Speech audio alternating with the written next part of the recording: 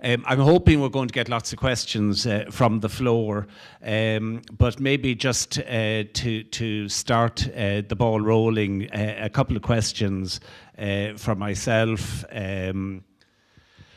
And maybe, Lisa, just two things I might ask you is, in time, could genetics be used to completely eradicate hereditary defects? And there's probably a view that the thoroughbred animal today is a weaker animal than maybe it was 2 decades, 3 decades ago. So is it always for the good of the breed, or can it be misused as such? That's a great question to start us off with. Yes, I do. Well, to answer the first question, I do think that you can actually eradicate certain phenotypes with genetic information, which is shown with certain breed registries, that animals actually have to be shown to not have even the genetic traits to be a carrier to be registered in an attempt to try to do that. I certainly in terms of whether the thoroughbred is a weaker animal now, I think it's my opinion now, and it only goes so far, I guess, which is not probably very far, but I think that maybe people have more information and more ability to evaluate the animal in a greater degree with a little bit more specificity. So they're recognizing things that maybe weren't recognized a while ago. And so therefore things are becoming a little bit more obvious that maybe were already there. So I don't know that I would believe that the animal is a weaker animal. I do think that there's certain traits that have been enhanced through breeding that then highlight the weakness in other areas. So when we look at horses versus other athletic species, the horse is an elite athlete for many reasons. One of the big reasons, though, is it's metabolically really capable, and which means that it can produce a huge amount of energy because it can use the oxygen very efficiently, and therefore, as a result of that, can produce a lot of energy for locomotion. It does then, as a result of that, produce a lot of waste. So the problem in that whole link, that chain, is that the respiratory system is unable to keep up with that. So when we look at horses that are being bred that become more and more metabolically capable, certainly other areas are becoming more recognized of having a problem, and so I use the respiratory system as an example of that. So we see big effects in performance in these horses with very small changes in the function of the upper respiratory tract that we wouldn't see maybe in other species that are not as metabolically capable. So I don't know if I answered your question, but I attempted. Sorry, I'm kind of concentrating. There's a couple of other very interesting questions coming in here, and I probably don't even understand the questions, so, but hopefully the answer. Maybe I'll just stick with you for the moment, Lisa. How do you clearly define the phenotype for complex traits which are lowly heritable, e.g. performance in the thoroughbred? It's really difficult. I think that what you have to do is you have to define as closely as possible what you're trying to evaluate. So I think that, looking at performance, I think that it's a really very, very difficult to characterize fully. I think that you have to be very specific in the performance type.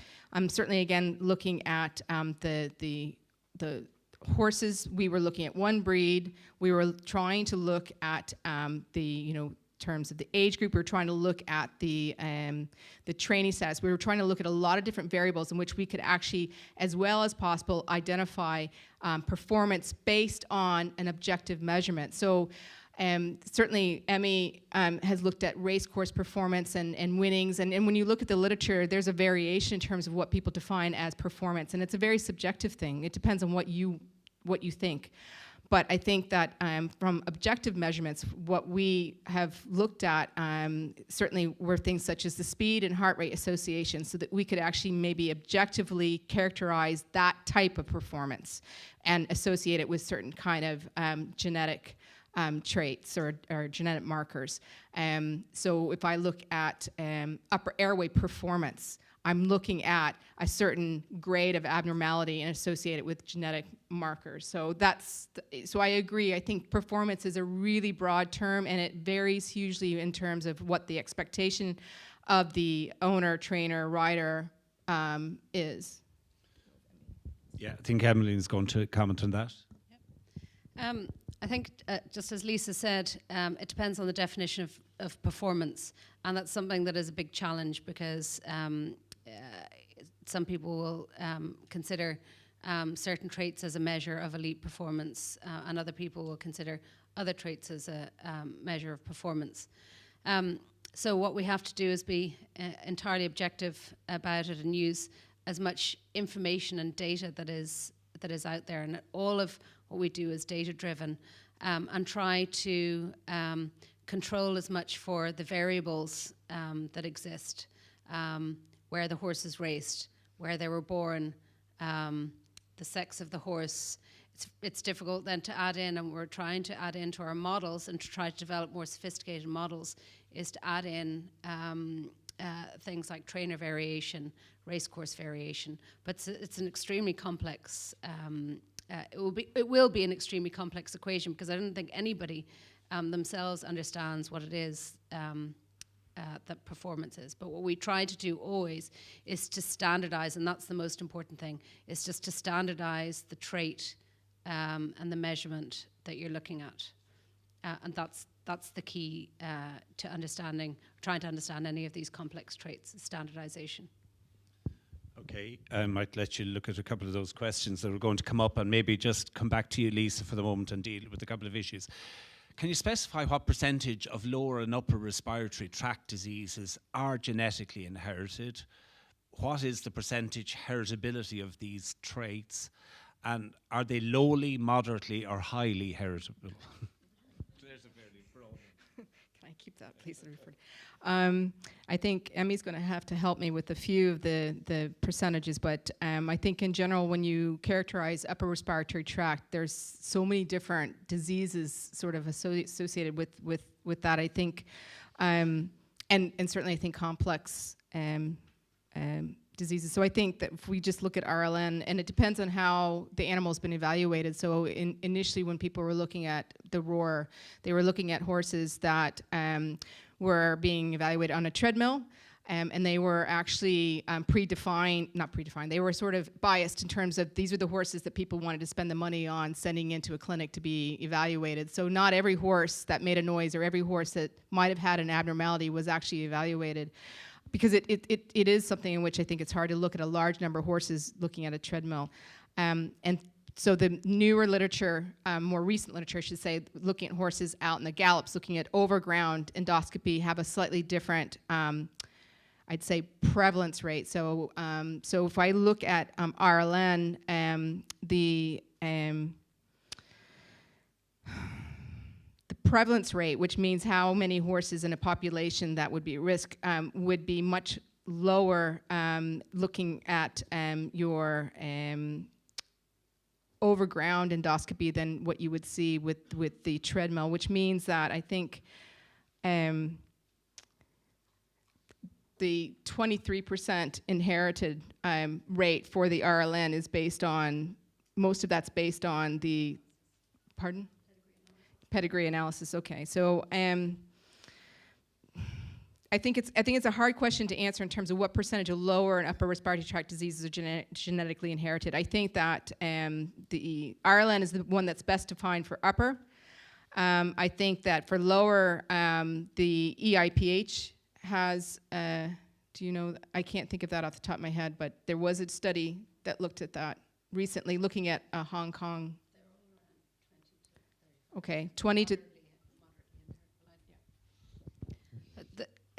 The heritability is quite difficult to calculate because it depends on the population that's evaluated, it depends on the statistical approach that's used, and there are quite a few other variables.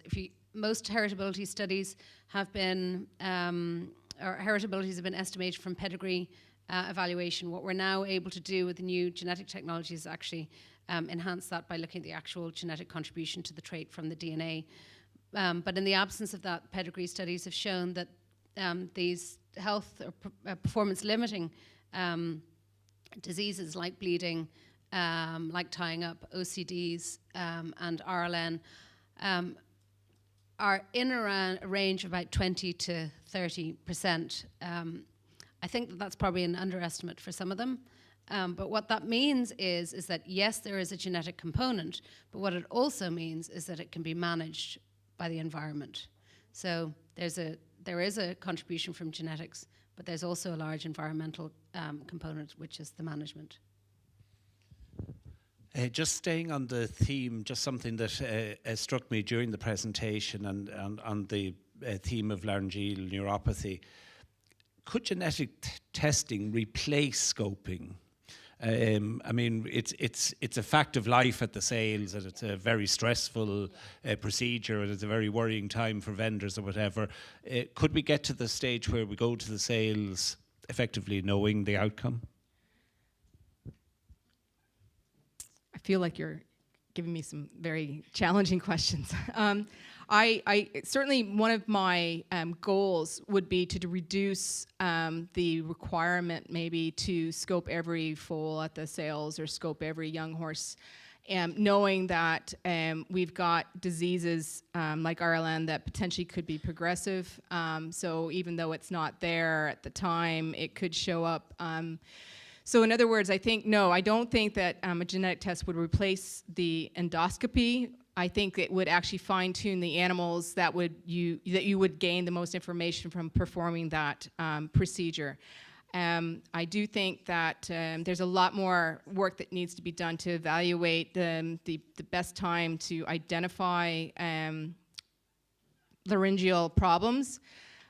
We are looking at other non-invasive methods also to be, in addition to looking at a genetic test, we're looking at other non-invasive diagnostics that, again, might enhance your decision to scope an animal. So certainly people have looked at using ultrasound to look at the laryngeal musculature, again, as a early warning flag that something abnormal is going on there.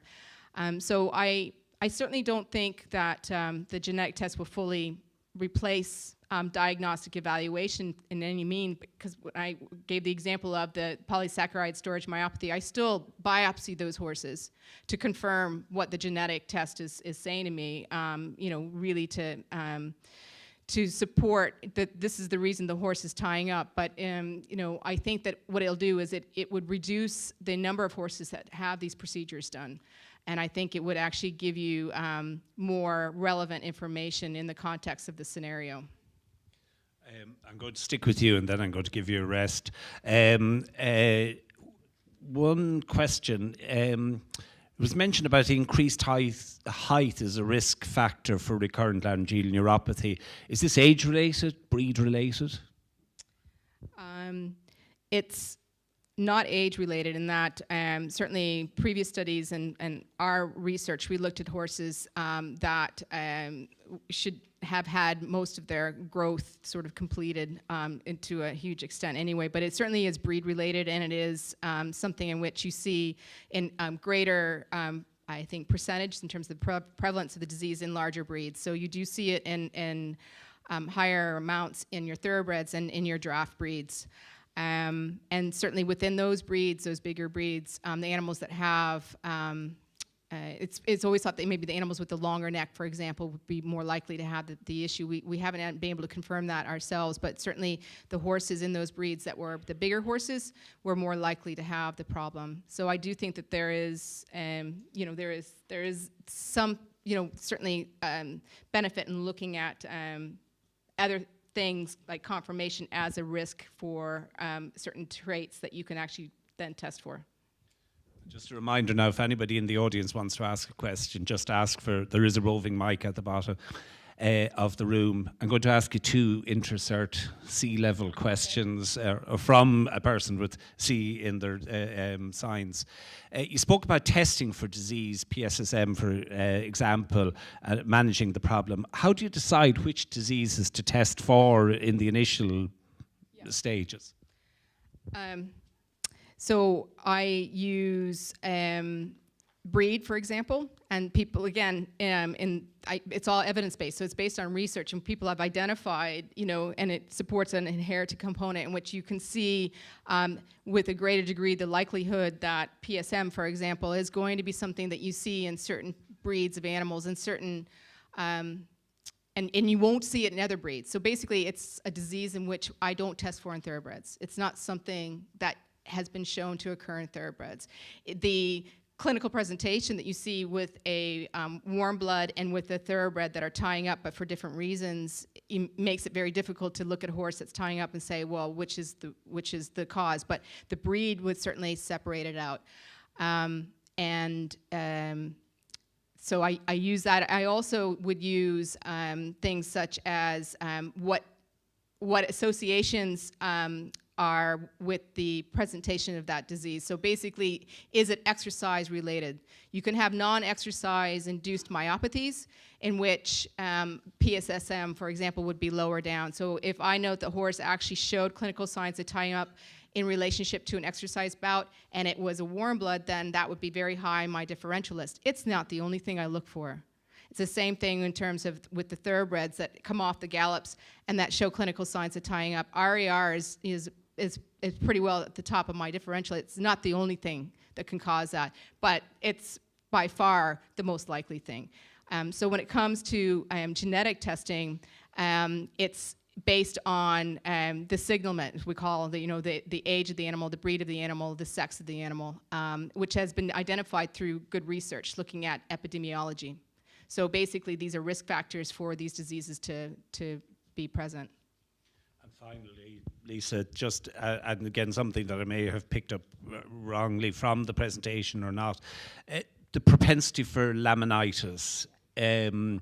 How readily identifiable? Is it identifiable in all breeds? I mean, it's obviously something that's highly relevant in the thoroughbred. Oh, yeah. So laminitis actually occurs for lots of different reasons, and you separate it out basically into endocrine-related reasons and inflammatory-related reasons. So basically, any horse can develop laminitis that's sick enough. You have the horses that have the bad diarrhea or the bad tying up horses or things like that, in which that increases the risk. But when it comes to the endocrine-related causes, certainly it's something we don't see very often in thoroughbreds. So it's not something that I worry about in a thoroughbred. It's something in which you, again, see it in animals that have certain physical characteristics, which people have highlighted that it's related to things such as the breed and the response to diet, so basically the easy keepers. So ponies and the heavier breeds in response to a very carbohydrate or sugar-rich load would be more likely potentially to develop laminitis than your thoroughbred who's grazing on the same pasture. And it does come down to likelihood that there is a genetic component, and there's a lot of research into that area. And certainly EMS, or the equine metabolic syndrome, is one disease. That pasture-associated laminitis is currently something that people group all the laminitis cases that come off of a dietary cause, but it certainly well could be that it's all grouped into the same endocrine disease. It's a really very complex topic. But again, I think that thoroughbreds really wouldn't be in the same ballpark as your ponies or your heavier breeds for those kind of risks.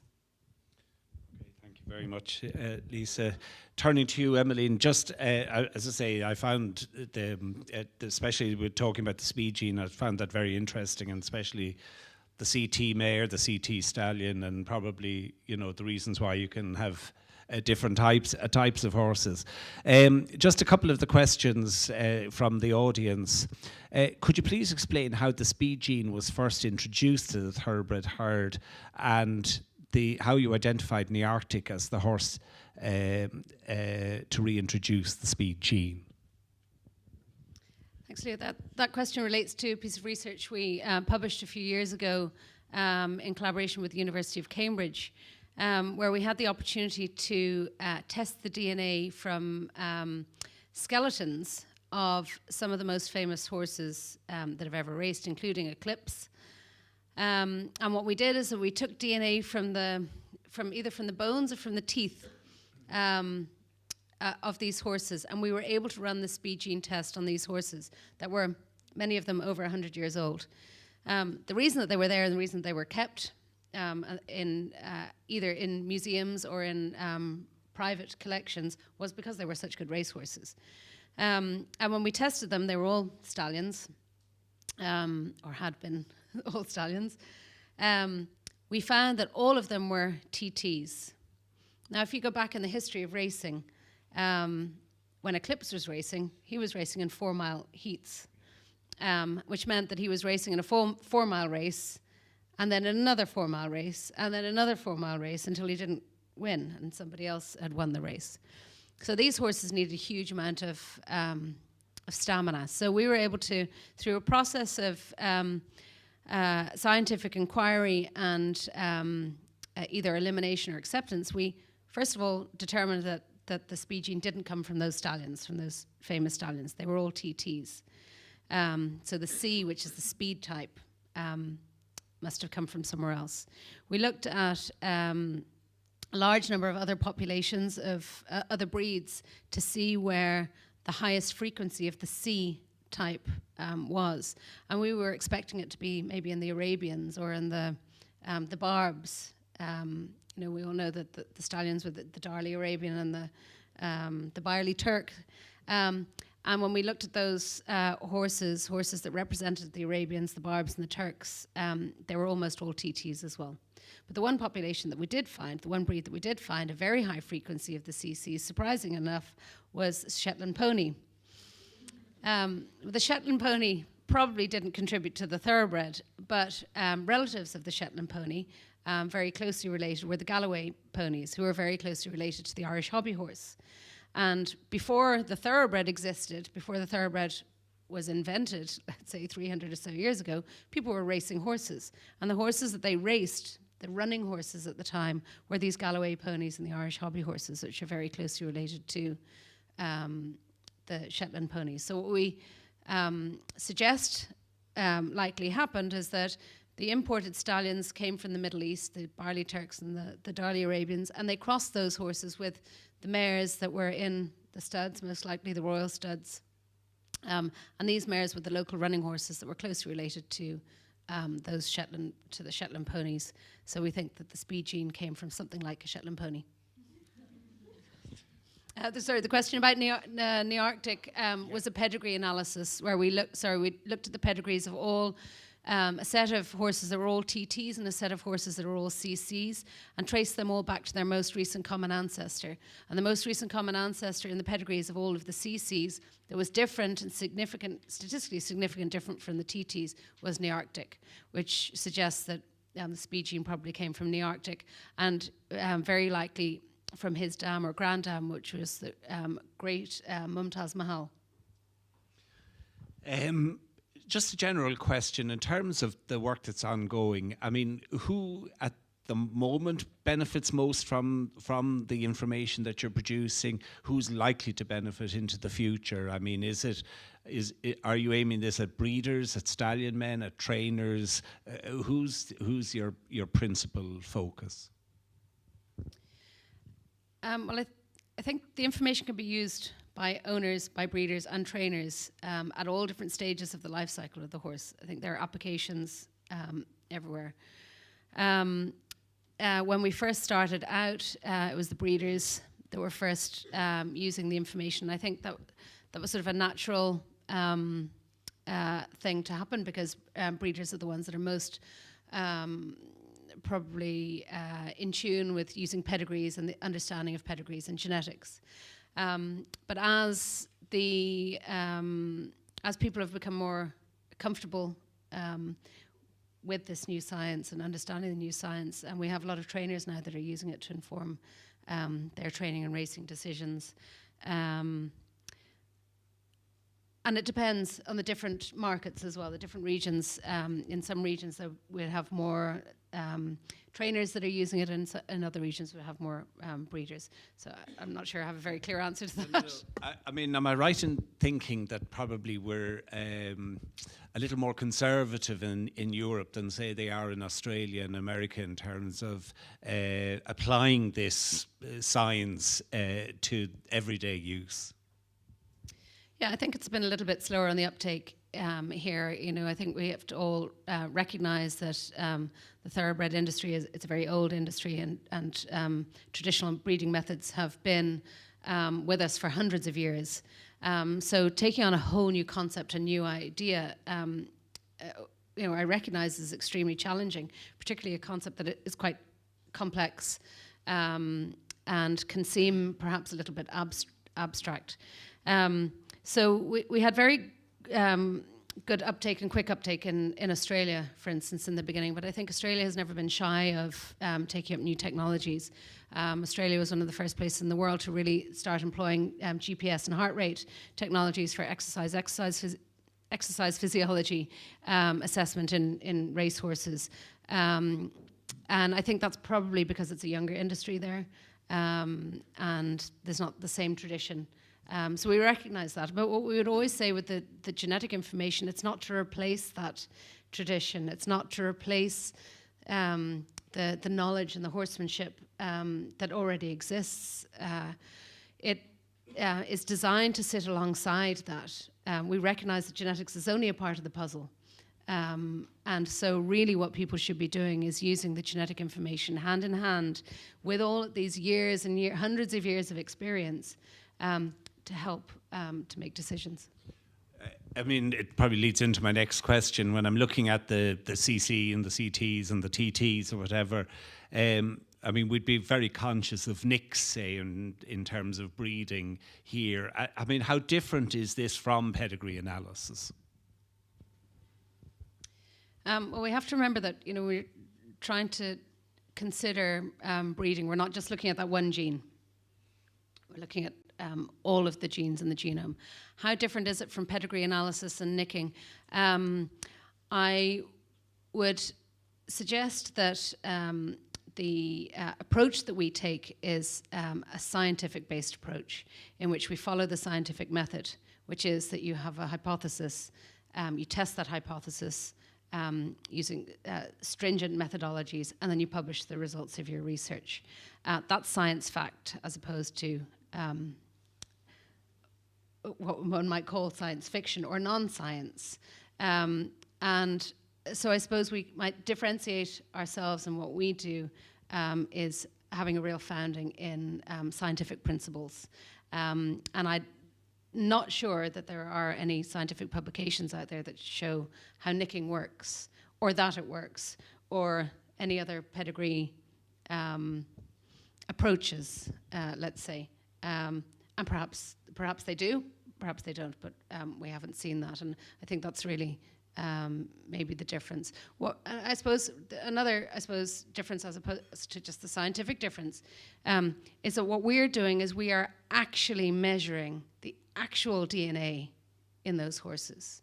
We're not trying to guess what DNA has been passed down through those pedigrees. That's what pedigree analysis, that's what you're trying to do. We're actually reading the DNA sequence of those horses. That's the difference. I suppose the other thing to maybe I talk about it is that, you know, it's part of the picture, because whatever about the science and the absolute nature of science, the reality, of course, is that the horse gets into the right or the wrong hands. It's racing in the right continent on the right surface. You know, the importance of that and the relevance of the work that you're doing in the bigger picture. Well, I think it's, I think in terms of the nature nurture type question that you're asking, it's much easier to make a good horse bad than to make a bad horse good. So I suppose the goal of the genetic providing the genetic information is to help the trainer or the breeder to maximize the genetic potential of each horse. So what we can provide is the genetic potential for a particular trait, and then it's up to the people that are managing that horse to get the best out of that individual. Okay. A couple of very specific questions from the audience. How can breeders benefit from testing their mares in the absence of published genetic data from stallion farms? Do you believe stallion men will, in time, profile their stallions for genetic tests? Well, I'm delighted to say that there's not a total absence of genetic information for stallions. We have quite a large number of stallions that are advertised with their genetic types, and a large number of stallion men who are providing that information to clients who wish to ask. And there are many farms in Ireland that are doing that. So it's up to the breeder to ask the stallion managers for that information, and we're delighted to say that there are many people now that are providing that information, because it's not only helps the broodmare owner, but it ultimately will help the stallion as well, because he's getting the best mares, or the mares that suit him best. And just, I mean, if you're working, say, for a breeder, you know the genetic type of their mares. In terms of recommending sires then, without actually testing the sires, how can you do that? Is there, is it difficult, or are you basing that on as much information as is in the public domain?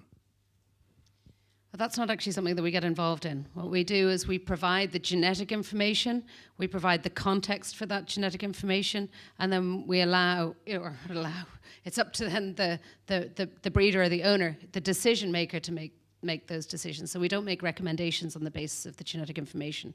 What we do is we provide the genetic information to empower that person to make more scientifically informed decisions, management decisions for that horse. So somebody, for example, who has a 2-year-old filly that's won over 5 furlongs and is by a sprinter and looks from a reasonably fast family, you may be actually having tested them, saying, actually, you're not CC, you're CT, and the consequences of that if you mate it with a different type of sire.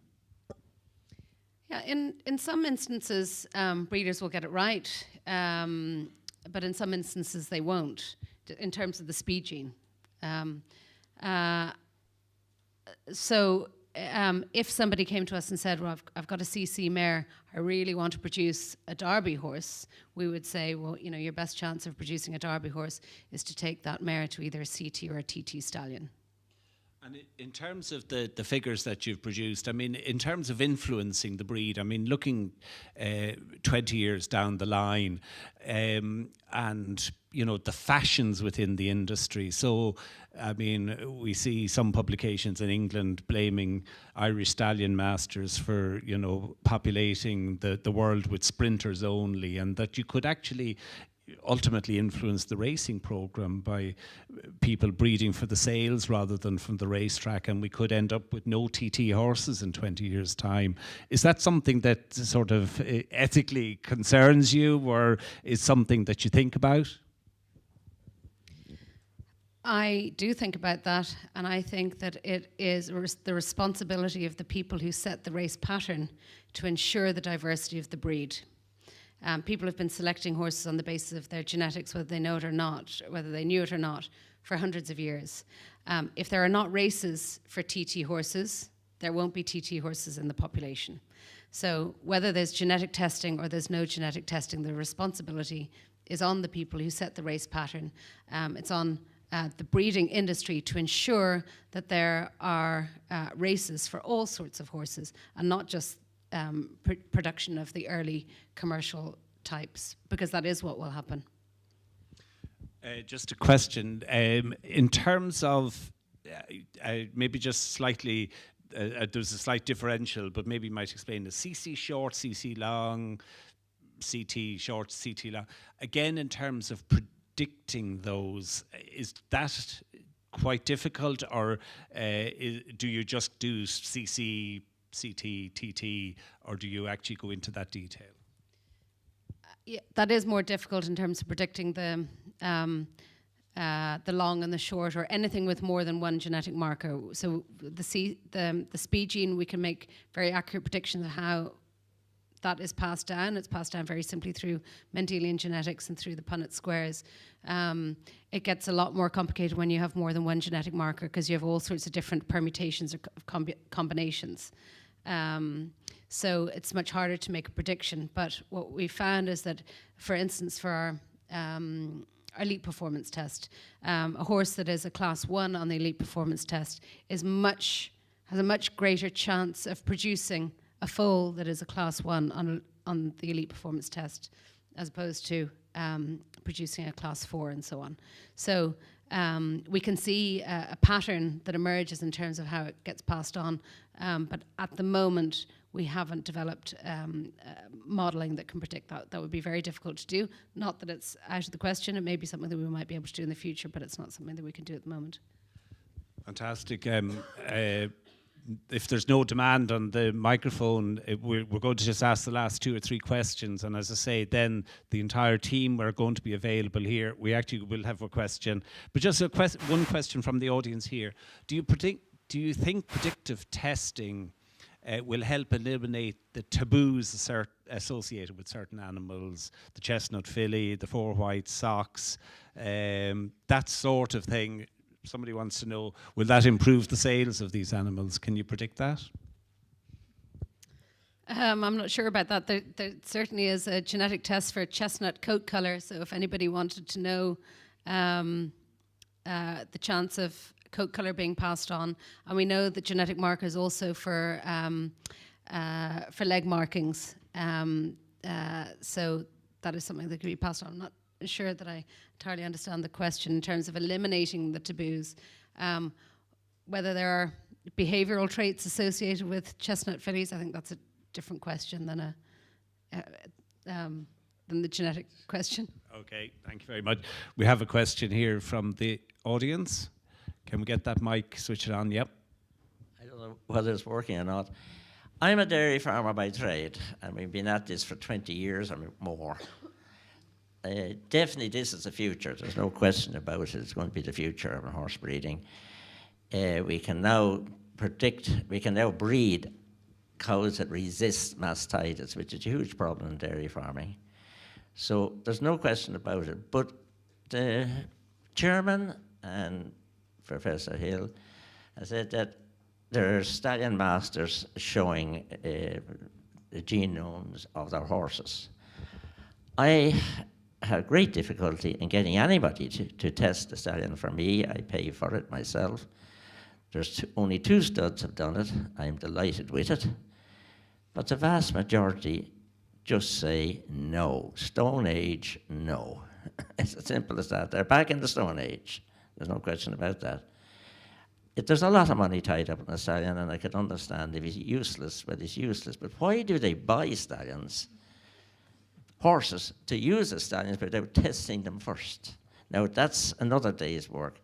But you both have said, I have only known 2 studs that will do it for me. Tell me where's the others. Thank you very much.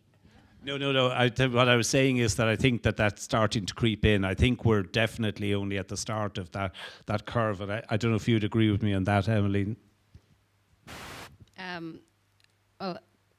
I'm delighted to see that the questions are being asked, and I think the more questions that are asked of the stallion managers, the more open they'll become. So we look forward to many more people being open about it in the future. Yeah, I mean, I'm certainly not the advocate for, as a spokesman for stallion people, but ultimately the market in anything is a case of demand and supply, and if people demand the information or don't use stallions that don't give that information, you know, the breeder will win out. But you know, as I say, I think we're at the start of a curve on that one. The hard question: what does this cost? I'm sure that's a hard question. It's an easy question to answer. We have a rate for our speed gene test on its own, which is €590 per test. We have a Plusvital premium package, which includes all of our genetic tests which is 1,450 euros, 1,450 euros per horse for all of the tests. And we offer bulk discounts for a range of different orders. So, I mean, it's an insurance policy, but it is something. It's an investment, because obviously, if you have a mare starting out on her breeding career or whatever, you know, it's something it's not going to change. So, as you said, it is an investment. The speed gene is the speed gene. That won't change. What we do is, as our tests are evolving and we come to the next versions, or we develop new tests that are that can be generated from this SNP chimp information, all of the any clients who have had tests already done will have their tests upgraded at no cost. And any additional information will be added on at no cost. So it's essentially a one-off cost, and any new information for that individual will be provided. And just the final question here, and I hadn't read it correctly initially. Did the CC horses race on at 3, and does the TT horse catch up at 3? Yes. So what we've found is that as 2-year-olds, the CCs are the TTs are disadvantaged, but they do catch up as 3-year-olds and upwards, and there is no significant difference in racing performance. However, that might be defined in terms of handicap rating, number of group races, or earnings as 3-year-olds and above. Do CCs race on above a mile as 3-year-olds? No. No. We found a very, very small percentage of CC horses that have won their best race over distances greater than a mile, even when the opportunity presents. Okay. And I know there was one question asked here, and I happen to maybe be able to answer it. Will breeding values be disclosed at the sales, I presume, in terms of it? I think we're still in the infancy on that one, but I think I was told that Jim actually put those on his door cards at the yearling sales this year. So we have what Jim does, and we have a few others that disclose the genetic results at the sales in advance of the sales.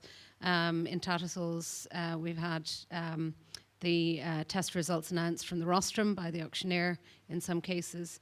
And in Australia, we've had people who have advertised the genetic test results in advance of the sales as well. And we've had that information provided on a website for people to actually purchase that information in advance of the sales to help them make those decisions. So I'm not sure that we'll ever see the day that the information will be provided on the sales catalogue, but we will see the day that people are providing the information in advance of the sales. Okay, well, as I say, ladies and gentlemen, certainly I came into tonight with a healthy scepticism about it. I've certainly learned an awful lot myself, and it certainly has sparked my interest in learning a little bit more about it. I suppose I would be honest, and was of the view that if you breed a sprinter to a sprinter, you're just going to get a sprinter, and it didn't take science to work that one out. But as I say, now that I learn a little bit more about the science behind it, it is definitely something that opens my eyes to it.